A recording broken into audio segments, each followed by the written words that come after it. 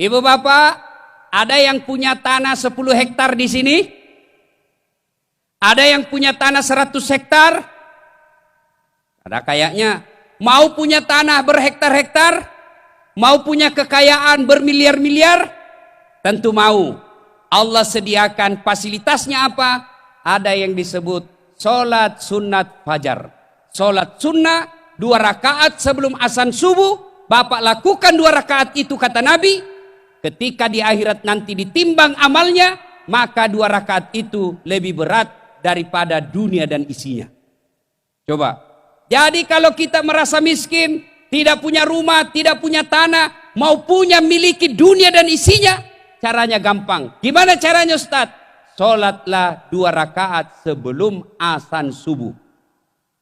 Tapi kalau sholat subuhnya jam 6 pagi, wabillahi taufiq wal hidayah, tidak dapat lagi, sudah terlambat. Misal, masuk waktu subuh pukul 5.00, kira-kira 10 menit sebelum pukul 5, kita sholat 2 rakaat, maka nilai pahalanya kelak di akhirat ketika ditimbang pahalanya lebih berat itu dunia dan isinya, lebih berat yang 2 rakaat ketimbang dunia dan isinya.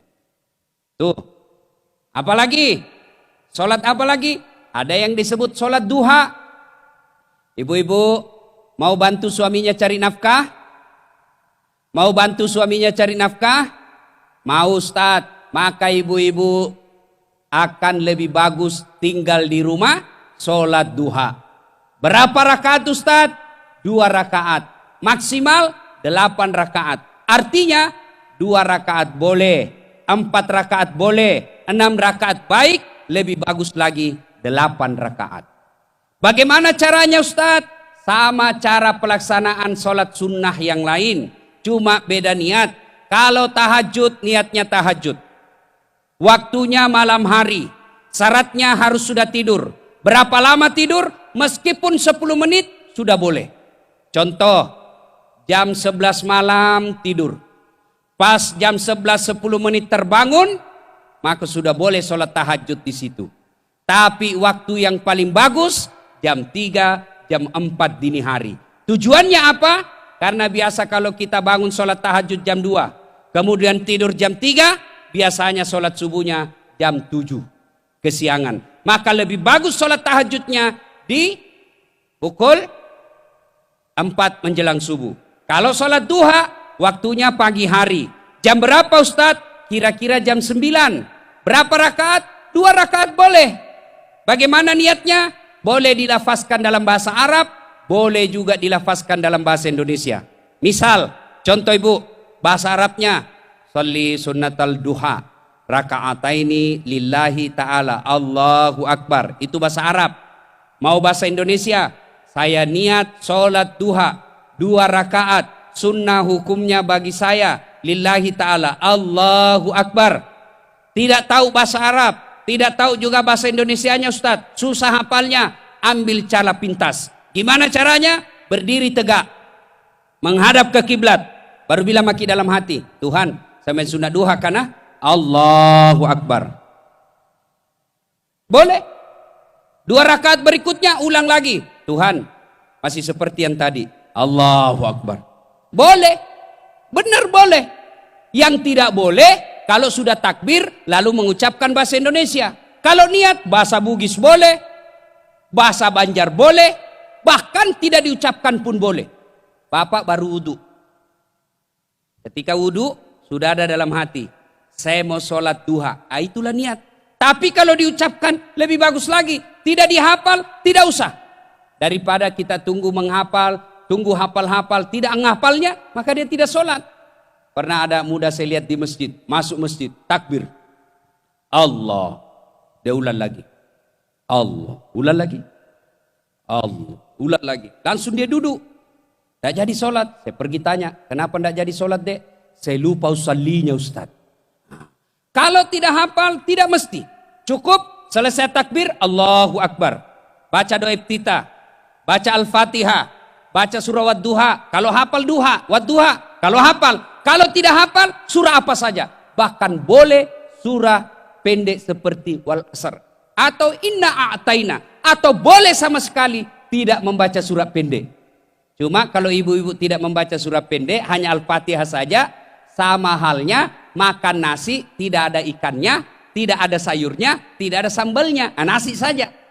Tentu lebih enak kita makan ada sayurnya, ada ikan bakarnya, ada ikan gorengnya, ada sambalnya. Itu maknanya kalau kita sholat, makin banyak bacaan-bacaan kita baca, makin banyak pahala yang kita dapat. Lalu selesai sholat duha, Assalamualaikum warahmatullah, Assalamualaikum warahmatullah, berdoalah. Ingat, sholat duha itu khusus Allah berikan untuk membuka pintu keutamaan dunia. Maka doa yang kita minta selesai sholat duha, jangan minta doa-doa yang berkaitan dengan, misal berkaitan jodoh. Bukan salah, bukan dilarang, tapi tidak pada tempatnya. Lalu apa yang kita minta ketika selesai sholat duha? Berkaitan dengan dunia. Contoh, ya Allah, Engkaulah yang mengatur rezekiku. Ini ibu-ibu nih pergi suaminya kerja, pergi ngelaut, pergi dagang di pasar, pergi tangkap ikan di laut, atau pergi bawa kendaraan umum jadi sopir. Maka istri yang baik, dia tinggal di rumahnya sholat duha, selesai sholat duha dia berdoa, ya Allah, Engkau yang mengatur rezeki suamiku. Jika rezekinya masih di atas langit turunkan, jika masih dalam tanah munculkan, jika masih jauh dekatkan, jika masih dekat masih kurang cukupkan, dan yang lebih penting ya Allah berkahkan.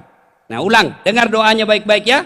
Ya Allah, Zat yang mengatur rezeki kami. Jika rezeki suamiku masih di atas langit turunkan, jika masih dalam tanah munculkan, jika masih jauh dekatkan, jika masih sedikit cukupkan, dan yang lebih penting dari itu ya Allah berkahkan. Selesai itu telepon suami. Alangkah bahagianya kita seorang suami. Selesai istrinya sholat, lalu mendapat teleponlah istrinya atau SMS. Pak, jangan menghalalkan segala cara. Bapak baru saja saya doakan dalam sholat duha. Insya Allah rezeki tidak akan diambil orang, rezeki tidak akan tertukar. Itu bu, ibu, rahasia laki-laki nih bu. Kami ini laki-laki, kalau selesai dengar SMS atau selesai mendapat telepon dari istri, paling tidak SMS yang bunyinya memberikan dukungan kepada suami, itu biasa suami langsung kasih lihat semua temannya warung kopi. SMS-nya istriku, itako bos, makasih toh. Ibu, biasa aja kita SMS begitu suami tak? Iya, biasa.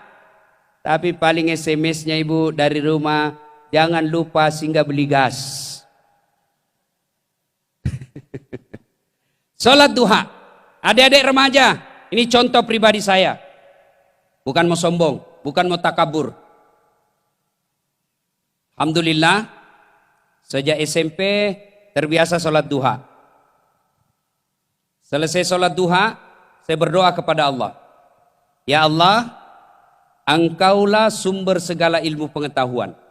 Bukakan pintu hati dan pikiran saya dalam menuntut ilmu. Berikan saya kemudahan dalam berpikir, kemudahan dalam pemahaman.